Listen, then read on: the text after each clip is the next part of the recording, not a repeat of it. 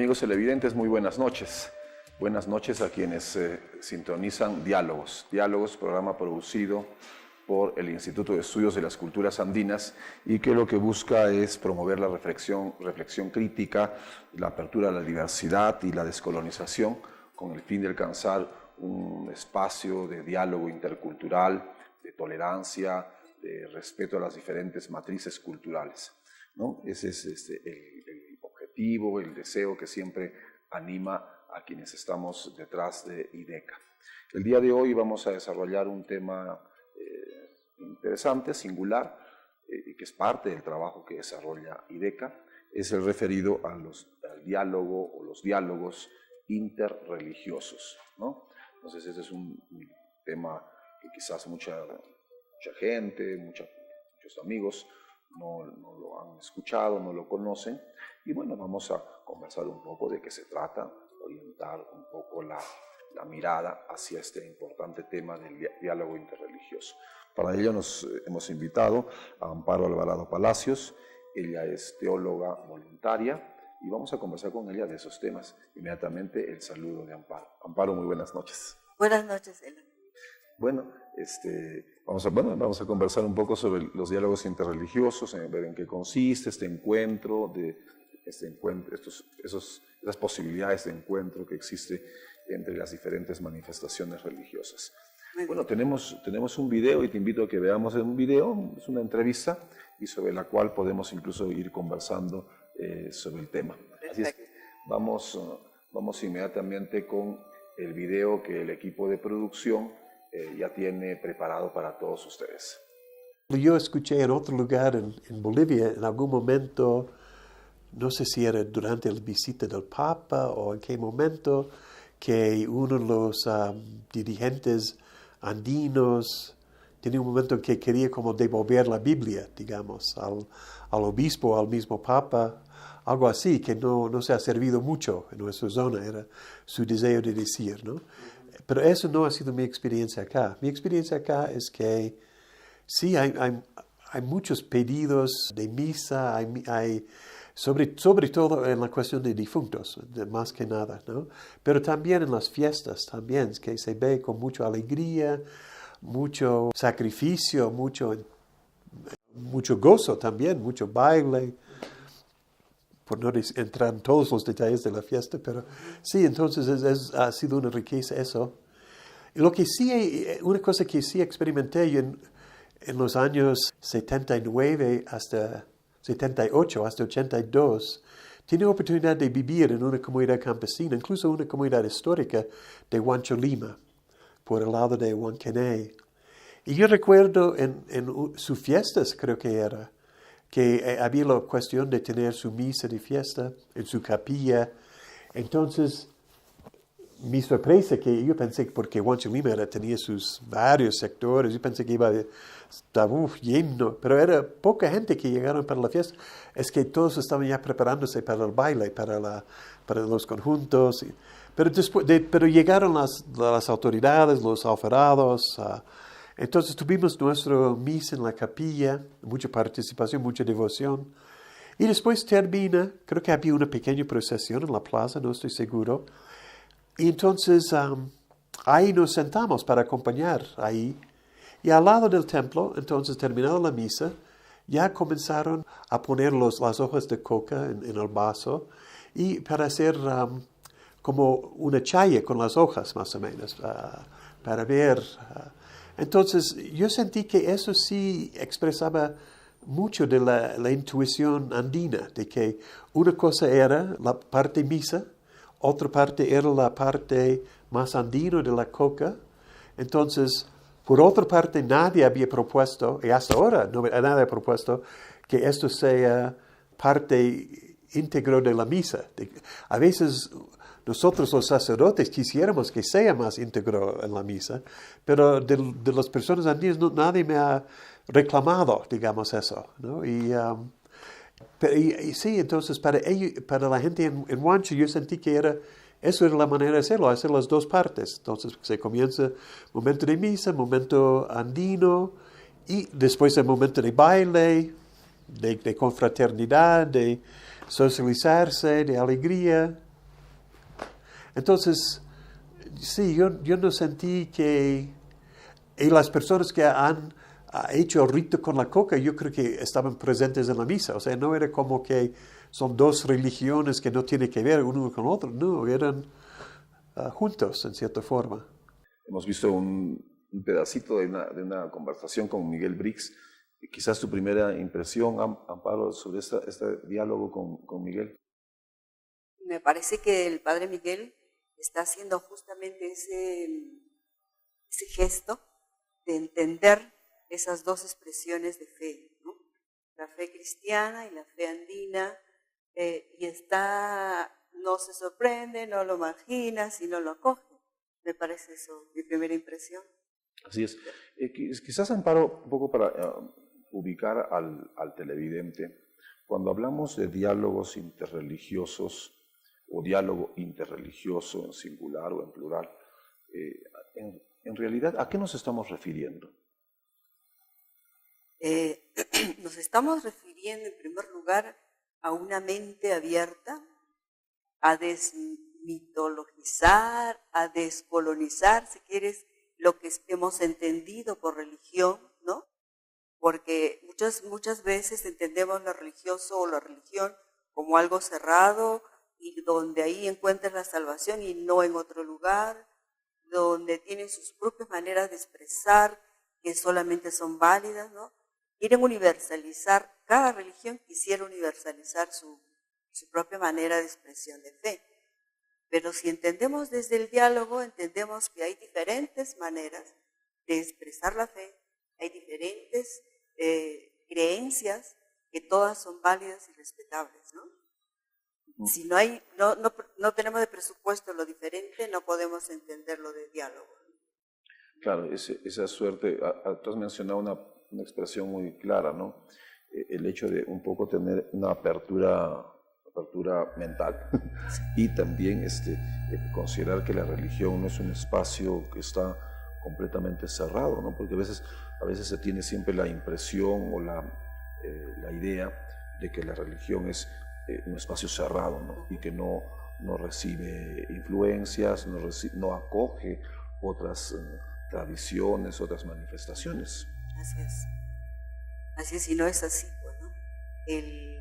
Yo creo que este siglo ha amanecido con un nuevo paradigma de la apertura, de estar a la salida, de dialogar.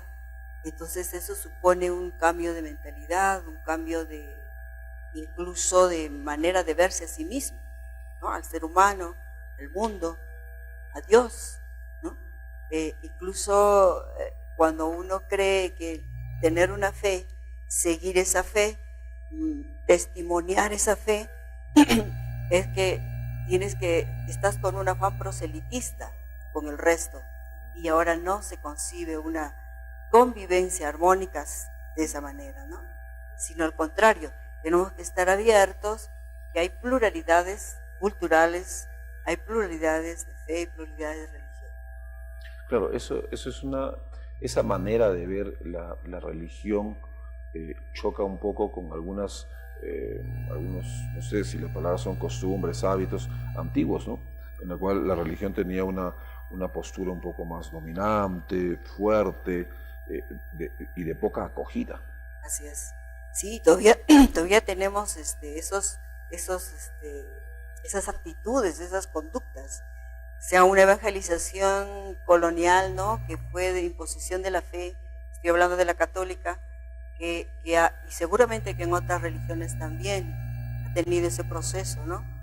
De imponer una manera de ver a Dios, de imponer una manera de expresar la fe, de imponer incluso un lenguaje, ¿no?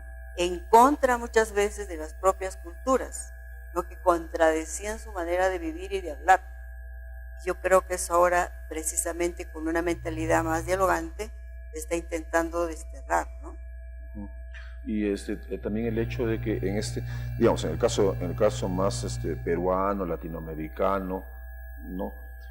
Siempre ha habido desde la misma población, desde la misma práctica religiosa de la población, ha habido esa suerte de integración, ¿no? Independientemente de lo que uno pueda, desde el punto de vista más teológico, vertical, etcétera, pero la misma población en su expresión religiosa siempre ha tenido esa visión de acogida, ¿no? De integrar. Sí, que ahora le llama sincretismo, ¿no? Le llamamos sincretismo a esas maneras, pero habría que sospechar, ¿no? Un poquito, porque yo creo que también el mismo pueblo andino, por ejemplo, no ha procesado, digamos, esta religión nueva a la que tenían antes, ¿no? A su manera propia de expresar su fe, su relación con la Pachamama, con la gente y su Dios. Entonces, no sé si habrá integrado, no sé si ha tenido que, porque ha sido bien fuerte la manera de evangelizar, ha sido a costa de sangre, ha sido impositiva en la peor manera, ¿no? Hasta han llegado a matar a los indígenas si no confesaban una fe. Entonces, tiene que haber una suerte, sí, de haber de repente acogido lo mejor que les ha parecido y haberlo unido a lo que viven ellos, a lo que tenían antes, ¿no? El pueblo indígena. Pero sí, yo creo que ha tenido la sabiduría para ir acogiendo lo que conjuga con esa fe nativa, ¿no? Pero yo todavía ahí echaría como una necesidad de ser más críticos y autocríticos, para que no corra riesgo las expresiones antiguas, nativas, ni tampoco pierda valor la fe cristiana en este caso, ¿no? Yo creo que hay que hacer todavía un proceso de profundización, de investigación, de diálogo, hasta que los indígenas, los más nativos, descubran cuál es su fe, porque ha vivido mucho tiempo en la clandestinidad, ha vivido mucho tiempo ahí paralelamente, una cosa por acá y otra cosa por allá, ¿no? Según cómo le condicionaba la iglesia de entonces. Entonces yo creo que hace falta ese proceso de concienciación para que se viva con mayor libertad lo propio y lo aprendido. Bien, hemos hecho una suerte de introducción al tema, un poco desbrozando el camino para entender y para que también nuestros televidentes entiendan de qué trata, ¿no? De qué se trata cuando hablamos de diálogos religiosos. Estamos conversando con Amparo Alvarado, ella es teóloga y voluntaria, y bueno, estamos desarrollando este importantísimo, sugerente tema. Hacemos nuestra primera pausa comercial, hacemos la pausa comercial y luego retornamos.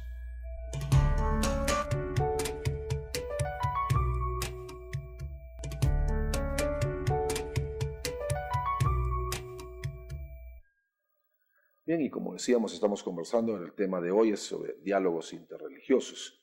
Ya hemos mandado un video en la primera parte y ahora conversando con Amparo también mandaremos otro video, ¿no? Otro video más que el equipo de producción, como siempre tan eficiente, ha preparado. Así es que vamos con el siguiente video. Me gustaría pensar que como Iglesia Surandina hemos servido y seguimos intentando servir como un apoyo más a la vida aquí en el Surandino. La Iglesia Surandina siempre pretendemos y hacemos todo lo posible para ser muy respetuosos de las culturas aymaras y quechuas.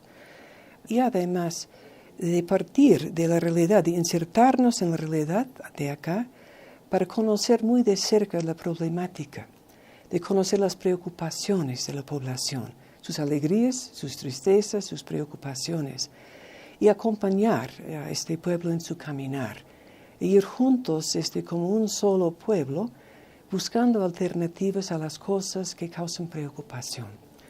Aquí en la Iglesia Surandino, la cuestión de tierra ha sido una de las preocupaciones principales, y cómo los territorios de las comunidades han siendo quitados de ellos tras los siglos, ¿no? Entonces la Iglesia Surandina siempre se preocupó por la cuestión del derecho a la propiedad de las comunidades campesinas. También siempre ha sido una gran preocupación nuestra los derechos humanos del pueblo andino, porque en buena parte yo creo que la población aquí ha sido invisible. No ha podido participar en decisiones que afecten sus vidas. las decisiones se han tomado a nivel centralizado en Lima y de una población en Lima que no conoce la realidad de acá. Cuando yo llegué en los años 70, aún derechos humanos no figuraba en agenda.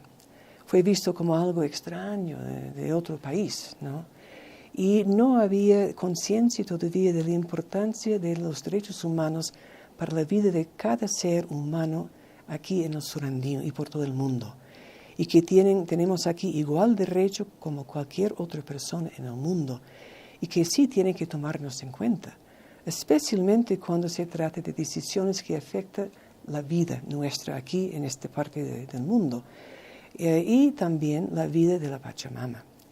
La Pachamama, quien nos nutre, quien nos da vida, está muy presente.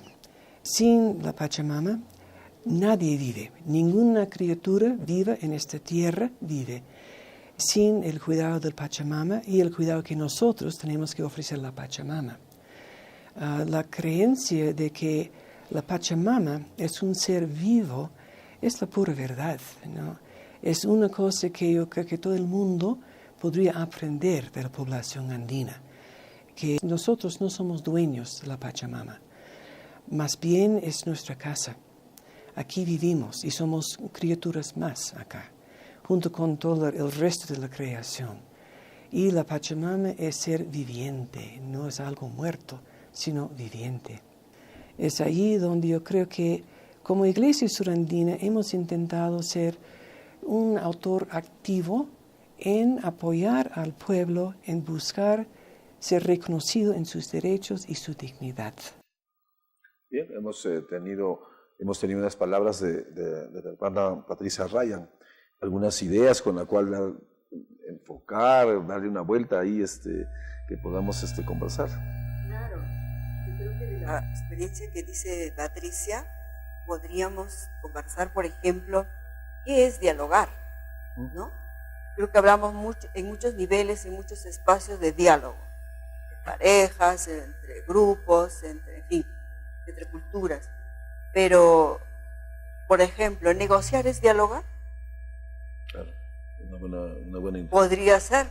Sin embargo, me parece que sería un previo si acaso hace falta, pero no es negociar, no es dialogar. Porque tú puedes tomar acuerdos como una cosa posible para seguir, pero no necesariamente ha habido diálogo. O persuadir. Si yo persuado, no estoy dialogando necesariamente, estoy tratando de la manera posible para que hagas tú lo que yo quiero. Una relación un poco vertical. Exactamente, es impositiva. O por ejemplo, que yo quiera solapadamente ponerte mis ideas y te estoy diciendo que te respeto, pero no estoy dialogando. Yo he descubierto hace poco tiempo lo que es el diálogo, ¿no? Tiene 3 dimensiones esenciales. Una, que para que haya diálogo tengo que considerarme persona y al otro persona. Entonces es un diálogo interpersonal. Tiene que haber un yo y un tú, y en esto ha aportado mucho Buber, ¿no? Con su filosofía personalista, donde no puede haber diálogo si no me estoy considerando persona y no estoy considerándote persona. En el mismo valor. En el mismo valor. Que me doy, digamos, que la persona, el primero, le da al otro, ¿no? Porque también puede ser una persona por encima de la otra persona, ¿no? Ya no estaríamos hablando de interpersonal, ¿no? Ya estoy, porque tengo que considerarme de igual dignidad, ¿no? Entonces, eso que es previo entre personas y personas, también entre grupos y grupos. Si yo considero este grupo menos, ya no puede haber diálogo. O lo considero más, tampoco. No me tengo que considerar en igual de condiciones, en igual de dignidad. Ese es un primer elemento, ¿no? Otro elemento, no menos importante, es la alteridad. El otro, para mí no es un objeto. Y a veces apareciéndolo de sujeto, pero lo objetivamos, ¿no? Entonces, ¿en qué quiere decir esto? En esto Levinas ha aportado mucho en su filosofía del otro, ¿no? El otro me compromete. Yo entrando en diálogo me comprometo contigo. No es solamente darte mi tiempo ahí buenísimamente, sino el hecho de empezar a dialogar, el que tu persona entre en mi persona, se hace cargo de tu persona, me compromete a, ¿no? Entonces, en ese sentido rompe el yoísmo de la relación, ¿no? yo me relaciono con otro para yo estar bien. No, es porque me quiero comprometer con el otro, ¿no? Esa es una segunda dimensión. Y la tercera, precisamente para que estos dos anteriores sean efectivos, al dialogar construimos algo nuevo. No es un espacio perdido, no es un momento perdido, sino es entre los dos, entre los grupos, entre las personas que entramos en diálogo, creamos una tercera realidad, que no es la suma del yo más tú, ¿no? Del uno más otro, sino es la construcción de una cosa nueva, de un evento nuevo, donde surge el nosotros. Entonces ese nosotros no es la suma de muchos, sino la construcción nueva que hemos hecho al dialogar, ¿no? ¿Qué te parece? Ahí tiene que ver mucho los dos primeros puntos que has mencionado, ¿no? Porque para que haya una construcción entre las dos personas, primero tendrían que considerarse en igualdad de condiciones. Exacto. Que haya un compromiso de cada uno. De cada uno por el otro, ¿no? Del otro. De cada uno de entrar en una especie de interrelación, de acogida del otro, ¿no? Exacto. Si no va a llegar al tercer punto que tú dices de crear algo, claro, algo nuevo, ¿no? claro. Lo que tú mencionas es algo muy interesante, porque a veces ese diálogo no se da, pues, ¿no? No se da. No se da. Aparentamos decir que hay diálogo, claro, pero en realidad no hay esa igualdad, no hay ese compromiso y mucho menos una construcción, ¿no? Exactamente. Y esto también se hace posible a través de unos requisitos, ¿no? Para dialogar hay que escuchar. Así es. Y escuchar no es oír, sino es desnudarse de lo que tienes en ese momento para que la otra persona o el otro, el interlocutor, entre con todo en ti, ¿no? Entonces eso lo que para mí significa respeto, lo que mencionaba Patricia, ¿no? Con mucho respeto.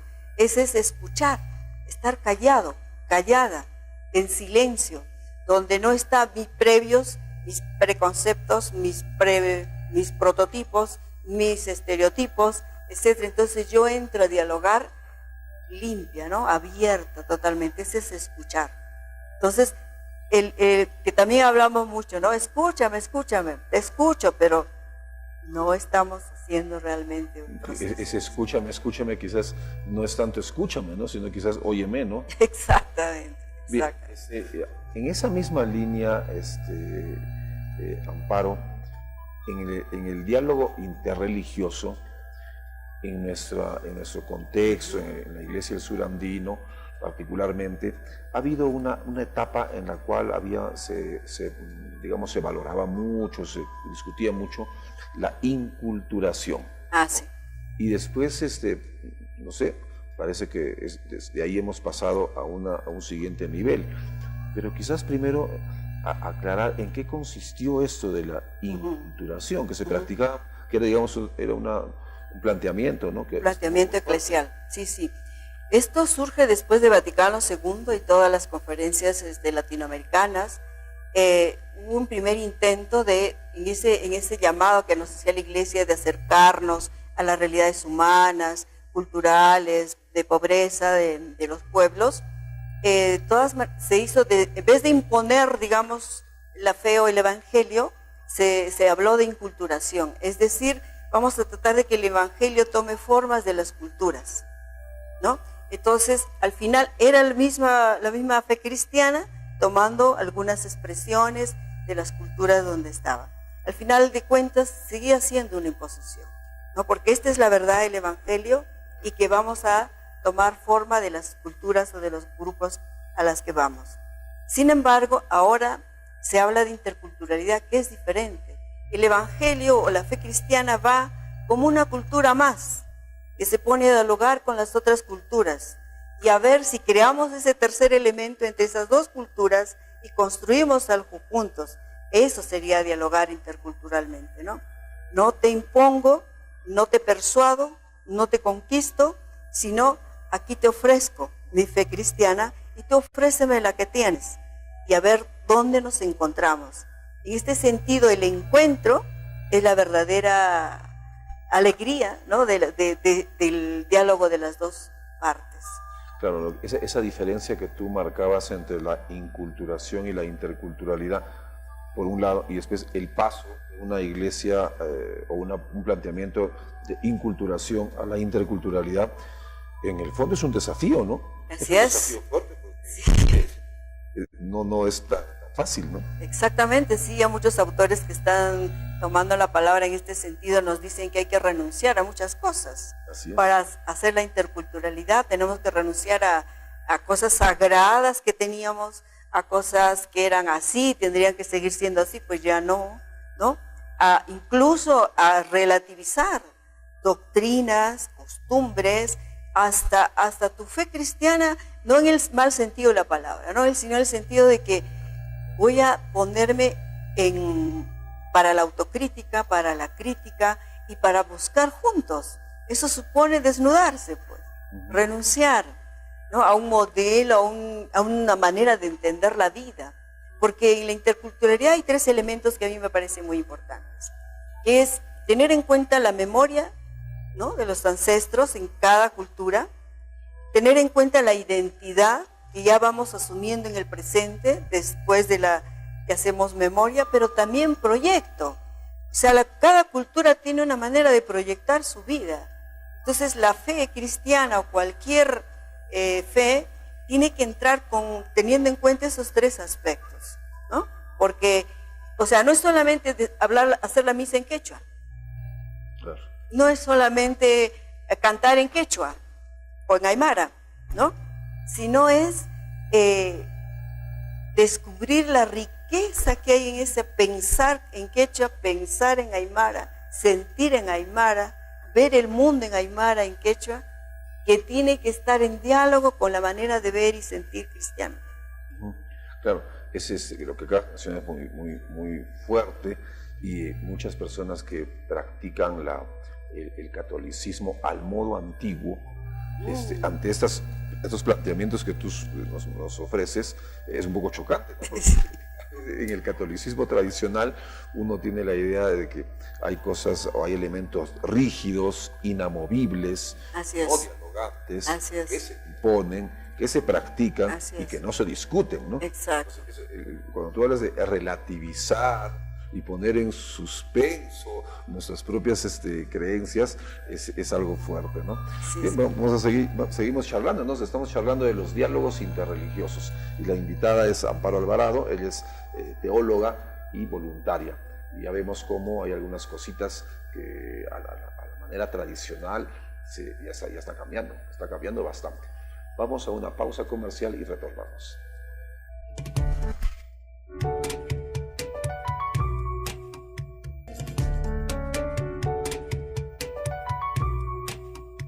El día de hoy estamos conversando sobre diálogos religiosos, y la invitada es Amparo Alvarado.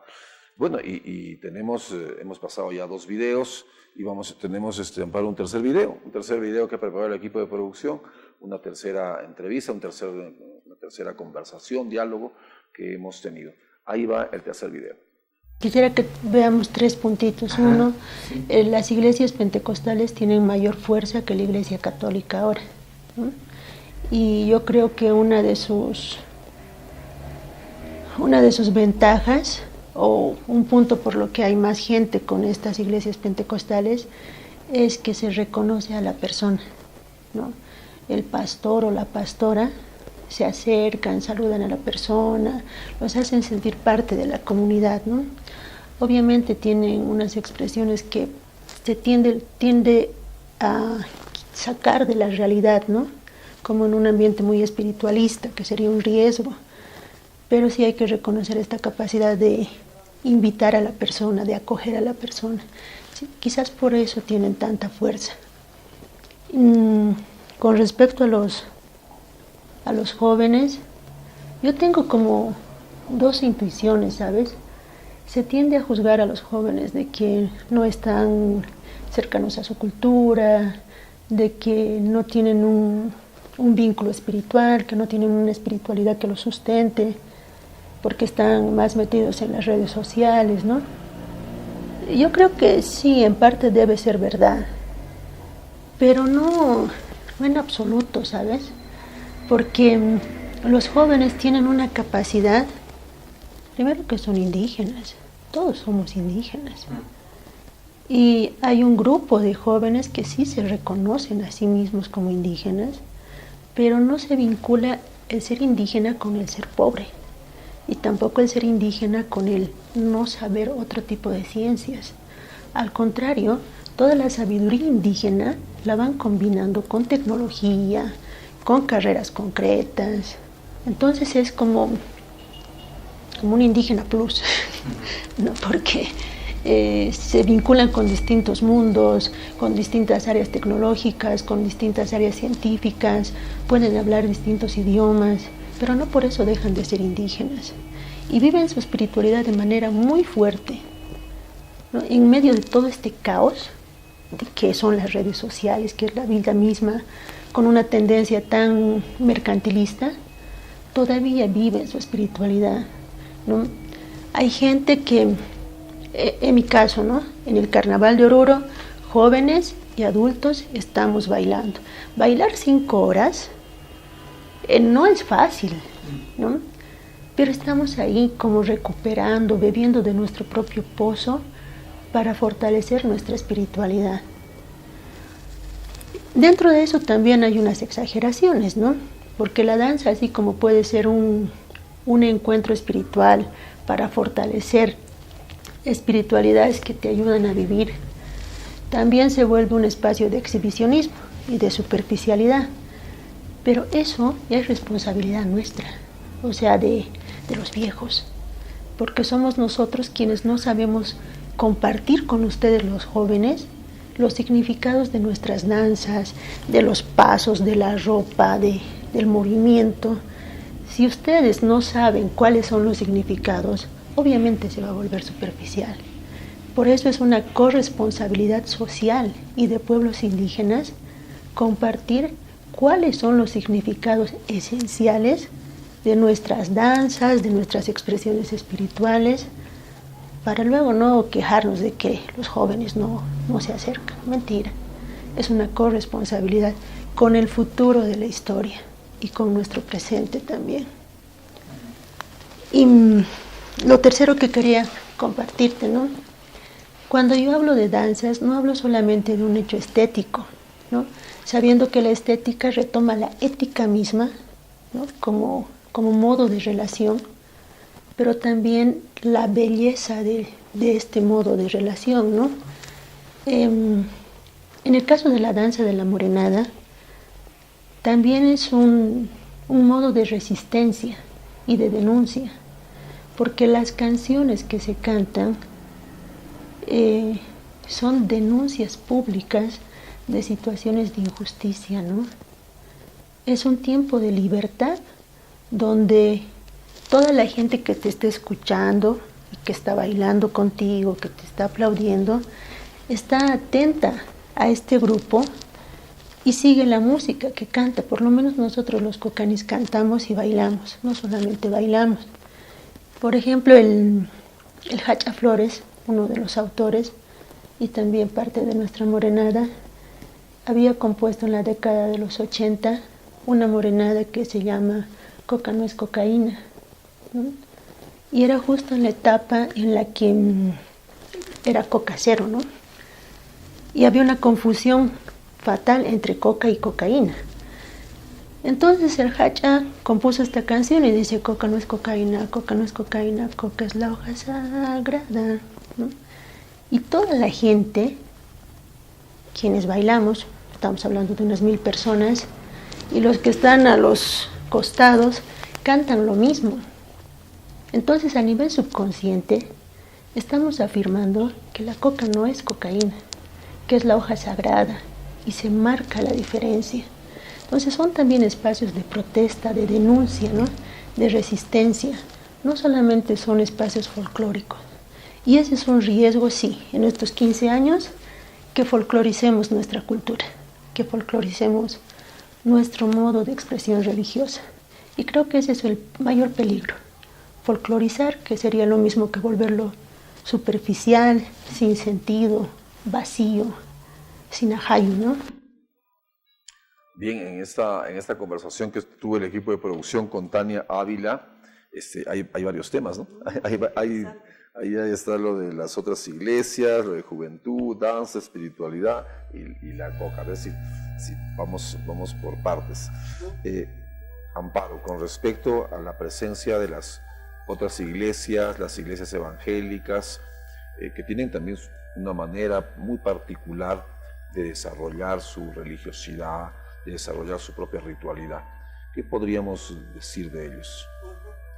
Estoy de acuerdo con Patricia en que uno de los temas más que ha suscitado tanta salida de la Iglesia Católica y la llegada a las otras confesiones, ese ha sido el trato a las personas. Porque, no decía, la condición del diálogo esa es la persona. No nos hemos preocupado por la persona concreta, más bien por si está llena la iglesia ya estamos contentos.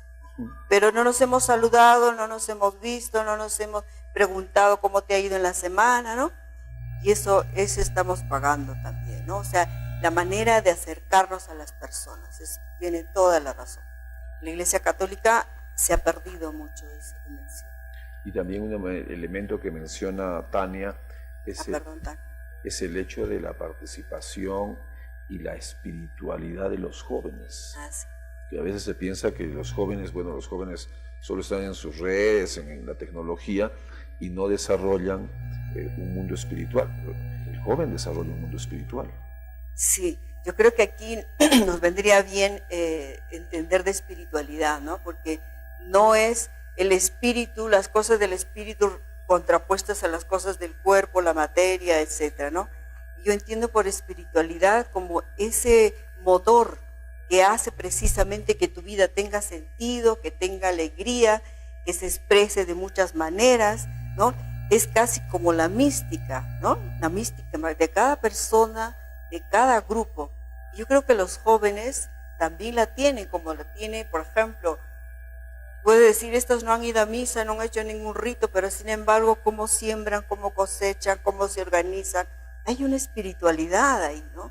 Hay una mística de entendimiento con la tierra, de entendimiento con la familia, de entendimiento en la fiesta que se hace en torno a ello, ¿no? Igual también los jóvenes, yo creo que en este tiempo, con toda la posmodernidad encima, están intentando decirnos algo a los adultos, ¿no? Están, como dice bien Tania, expresando de una manera, protestando contra este mundo, tan impositivo, tan occidentalista, por ejemplo, con las morenadas que explican, ¿no? Y es admirable toda esta zona del sur andino y Bolivia, es impactante cómo se baila, cómo se vive, cómo se preparan para expresar en la morenada toda su alegría, ¿verdad?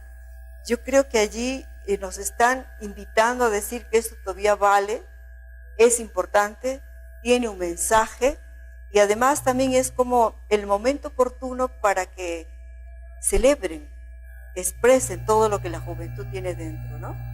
Yo le doy la razón a Tania y no creo que solamente en la morenada, hay muchas otras maneras como están denunciando los jóvenes su desacuerdo con una religión que quiere ser ritualista, clericalista o descomprometida con su mundo, ¿no? Con su realidad juvenil. ¿No? Yo pienso que aparte, partiendo del mismo concepto que tú encuentras a la espiritualidad, ¿no? Porque a veces se tiene una idea de la espiritualidad como un espacio de completo recogimiento, completo silencio, y bueno, se dice que tiene vida espiritual, ¿no? Exacto. Pero si vemos la espiritualidad, como lo que tú has mencionado, como el motor de la vida, el motor que anima nuestras acciones, nuestra potencia de deseo, de hacer cosas, de desarrollar actividades, bueno, ahí cambia completamente el panorama. Así es. Sí, yo creo que en eso tenemos que ir descubriendo esa dimensión. Es que todo el mundo tiene una espiritualidad, los grupos humanos tienen una espiritualidad, una mística por el cual practican tales y tales costumbres, tales y tales formas, ¿no? Y el reto es descubrirlo y ponernos en diálogo con ello, enriquecernos. Creo que los jóvenes a veces los consideramos el futuro del país, el futuro de la iglesia. Mentira, los jóvenes son el presente, la iglesia, el presente del mundo. Si hoy como jóvenes no portan lo que son su mística juvenil, sus búsquedas juveniles, ya serán adultos y ya no lo habrán aportado. Así es, ¿no? Esta parte en la cual Tania hablaba de la importancia de la danza como resistencia, como rebeldía, y en realidad como espiritualidad, ¿no? Y en una parte también menciona Tania el factor de la coca, ¿no? Ah, sí. O sea, cómo se ha tratado de revalorar a través de una expresión musical de un cantautor, de un creador musical en particular, pero también uno se pone a pensar que el carácter sagrado de la coca, ¿no? Hay un carácter sagrado de la coca en la religiosidad andina, que desde el lado, digamos, de la Iglesia Católica, si estamos hablando de diálogo, también se tiene que tomar en cuenta este carácter sagrado de la coca. Así es. Yo creo que es algo tan abundante en nuestro país, ¿no? La coca, y que ha tenido esa tragedia, diría yo, de convertirse en cocaína.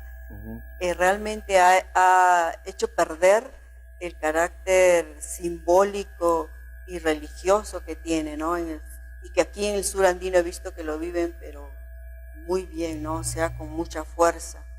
En el norte no lo he visto tanto, ¿no? Pero yo creo que ahí hay, como dice, he escuchado hablar a muchas personas, el permiso que se le pide, ¿no? A través de la coca a la tierra, es como una manera de entrar, es como un signo de que es posible encontrarnos, posible dialogar, y no solo entre personas, sino con la tierra, con el aire, con el agua, ¿no? Es un gesto, un símbolo o un signo, porque el símbolo puede no ser signo, ¿no? Es un signo de vida intercomunicada. Yo creo que es muy bueno que lo sigan teniendo, que lo sigan incorporando, por lo menos a la vida de fe. Y yo creo que todavía queda mucho por sacarle más riqueza a ese signo, ¿no? Así es, especialmente cuando consideramos esta última idea que mencionas, que más allá incluso de una idea de diálogo interreligioso, hay un diálogo con la naturaleza y con las demás entidades que circundan esta existencia, ¿no? Que no solamente es el ser humano, ¿no? Exacto, y eso es el aporte de la teología andina, ¿verdad? Porque ellos, en la teología andina, la mística andina, la cosmovisión andina no tiene esa división que tiene el mundo occidental, ¿no? El cosmos, el hombre y lo divino están en mutua relación, ¿no? Que hoy recién al nivel occidental aparece la ecología y todos esos gritos que se llaman modernos, pero ellos ya lo vivían como algo integrado, algo total.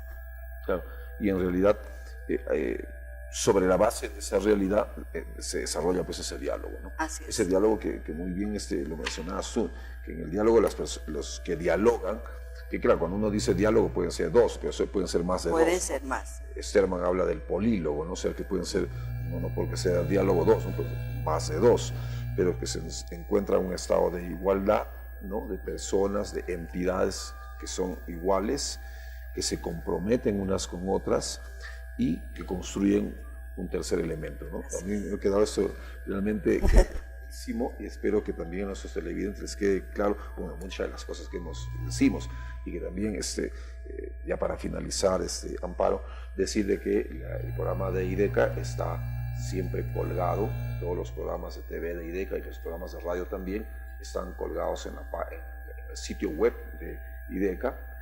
www.idecaperú.org, en la cual es una plataforma de varias actividades, de las actividades de IDECA y también de nuestros programas. Bueno, muchísimas gracias, Amparo. A ti. Me gustó conversar y espero que no sea la primera vez. Sí, será la primera, pero no la última. Bien.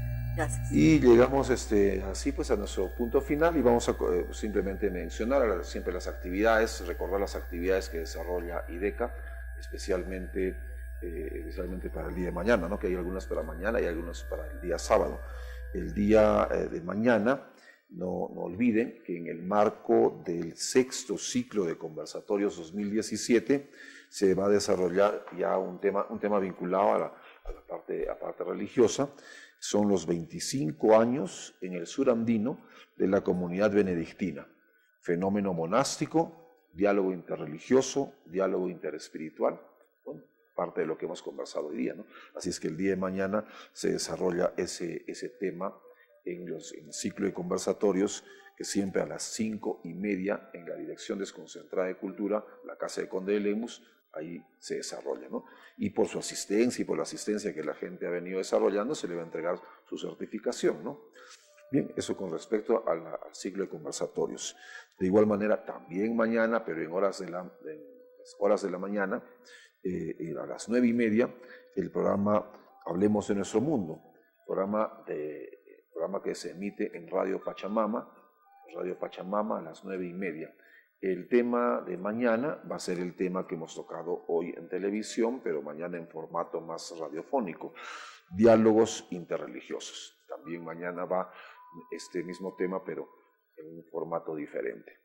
Y finalmente recordar que en el marco del curso de actualización en justicia intercultural que IDECA está propiciando, estimulando, este curso de actualización en justicia intercultural, el sábado 25 de noviembre se desarrolla, ya estamos ya en el tercer módulo, así es que se llega al tercer módulo en el cual se va a tocar el tema de marco normativo y jurisprudencial a nivel nacional e internacional.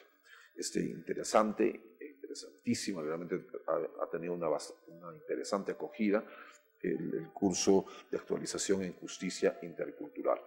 Tema que es un tema para el futuro, o sea, ya caminamos hacia eso, a una justicia intercultural. La justicia tal como la entendíamos en el plano más normativo o la justicia ordinaria, ya está caminando a ser una justicia intercultural que acoja, que tome en cuenta los otros sistemas jurídicos, ¿no? Son otros, ¿no? Otros sistemas jurídicos. Bien, llegamos al punto final, me están haciendo indicaciones de que ya es el punto final. Bien, ha sido un gusto estar con ustedes y nos vemos la próxima semana. Muchas gracias. Hasta entonces.